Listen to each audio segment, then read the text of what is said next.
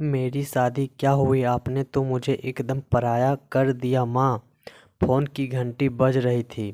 अब सपना जल्दी से रसोई से बाहर आई तो देखा उसकी माँ ने 2 मिस कॉल किए थे। सपना ने घर को फ़ोन लगाया। उधर से माँ शोभा जी ने पूछा, क्या हुआ बेटा, सब कुछ ठीक तो है ना? हफ्ते भर से तूने फ़ोन नहीं किया। हाँ माँ, लेकिन मैं आपसे नाराज़ हूँ। मेरी शादी क्या हुई, आपने तो मुझे एकदम पराया कर दिया। घर में कुछ हो जाता है और मुझे बाहर वालों से खबर लगती है। सपना ने नाराज़गी से कहा, क्या हुआ, साफ साफ बताओ। यहाँ तो सब ठीक है। शोभा जी बोली, भाभी की बहन उनके मायके आकर बैठ गई है। आपने यह बात मुझे नहीं बताई। पिछले सोमवार को भैया भाभी के बीच कहासुनी हो गई थी और भैया बिना टिफिन लिए चले गए थे। आपने मुझे बताना भी जरूरी नहीं समझा। वह तो उस आपकी काम वाली झिलमिल ने मेरी सहेली वर्षा की मम्मी को बताया था, इसीलिए उसने यह भी काम करती है। घर में क्या हो रहा है मुझे जानने का हक है या नहीं? सपना बोली, देख बेटा, पति पत्नी के बीच झगड़े किस घर में नहीं होते। शाम तक दोनों का गुस्सा शांत हो गया था और स्थिति सामान्य हो गई। बहू ने मुझे सारी बात बताई थी। अगर यह बात मैं तुरंत तुझे बता देती तो भाभी के लिए मेरे दिल में नकारात्मक भावनाएं घर कर जाती और तेरे भाभी को लगता कि मैं घर की छोटी छोटी बातें तुझे बताती हूँ तो उसकी नज़र में मेरा क्या मान रहता। बहू निधि तो अपना समझ मुझसे दिल खोलकर अपनी सारी बातें कह देती है। मेरा भी तो फर्ज बनता है उसकी बातों को अपने तक रखो। भला अपने ही बेटे बहू की बातें फैलाना शोभा देता है क्या?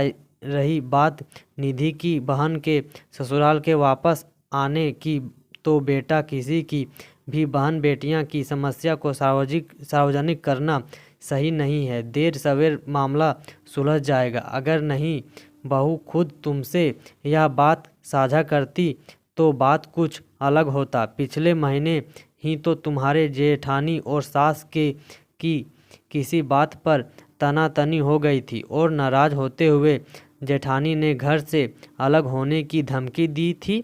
तूने यह बात मुझे बताई थी पर मैंने यह बात किसी भी तुम्हारे भाई भाभी को नहीं बताई, क्योंकि इससे तुम्हारी ससुराल का मान कम होता। तुम्हारी जेठानी के बारे में लोग गलत धारणा बना लेते। एक बार नज़र में गिर जाओ तो फिर नज़रों में उठना मुश्किल होता है। और देखो 2 दिन बाद तुम्हारी जेठानी को अपनी गलती का एहसास भी हो गया था और उसके तुम्हारे सास से माफ़ी भी मांग ली थी। मैं तुम्हारी रजना मौसी की तरह इधर की बात उधर करने वाली सास नहीं बनना चाहती। महीने भर बेचारी उनकी बहुत दिल लगाकर सेवा करती है, लेकिन एक दिन अगर सास बहू में कहासुनी हो जाए तो रंजना दीदी बात को बढ़ा चढ़ाकर सबको फ़ोन लगा कर बात जग जाहिर कर देती, जिससे उनका मन को खटता ही है और साथ साथ बहू की नज़र से भी वह पूरी तरह उतरी चुकी है। घर की बातों पर पर्दा रखना नहीं आता उन्हें। आज उनका रिश्ता औपचारिक बनकर रह गया है। उनकी बहू के दिल में उनके लिए जरा भी इज्जत नहीं है, क्योंकि उन्होंने कभी कभी बहू बेटे की इज्जत का ख्याल नहीं रखा। घर की बातें घर में रहे तो अच्छा है। अपनी और अपने घर की मर्यादा बनाए रखना आपके हाथ में होता है। बंद मुट्ठी 1.25 लाख की, खुल गई तो खाक की। यह बात हमेशा याद रखना। सही कहा मम्मी, किसी की बातें सुनकर उसके सच झूठ मिलाकर किसी दूसरे को बताना गलत बात है। इससे हम दोनों का भरोसा खो देते हैं। आज आपसे मुझे बहुत बड़ी सीख मिली। सपना बोली, दोस्तों बातें इधर की उधर करने से रिश्ते टूट जाते हैं और रिश्तों में से भरोसा, विश्वास, सम्मान सब खत्म हो जाता है। इस स्टोरी को लेकर आपकी क्या राय है, नीचे कमेंट करके ज़रूर बताइए। और ऐसे ही और भी बेहतरीन वीडियोस के लिए हमारा चैनल ज़रूर सब्सक्राइब करें। धन्यवाद।